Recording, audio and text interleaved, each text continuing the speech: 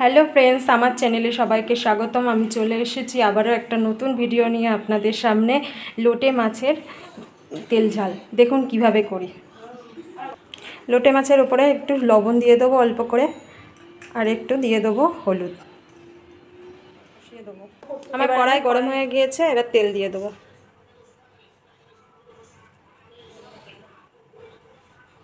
তেলটা আমার গরম হয়ে গিয়েছে, এবার দিয়ে দেবো কুচানো পেঁয়াজ।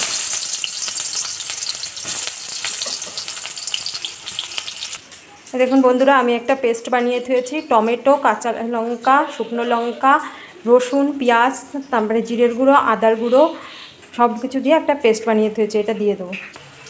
দিয়ে দিলাম মশলাটা,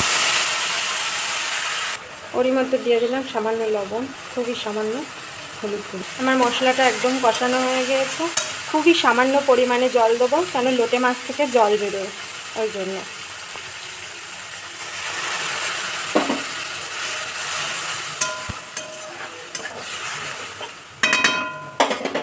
এবার আমি মাছগুলোকে এক একটা করে বসিয়ে দেবো।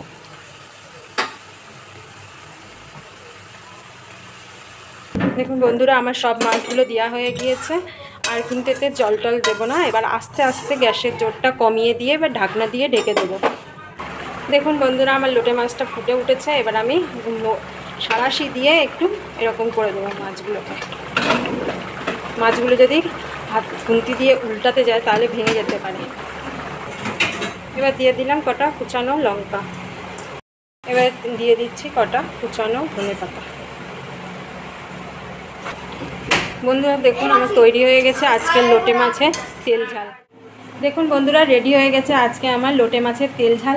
যদি আমার রেসিপিটা আপনাদের ভালো লেগে থাকে তাহলে অবশ্যই লাইক করবেন এবং শেয়ার করবেন, আর কমেন্টস করে জানাবেন কেমন হয়েছে।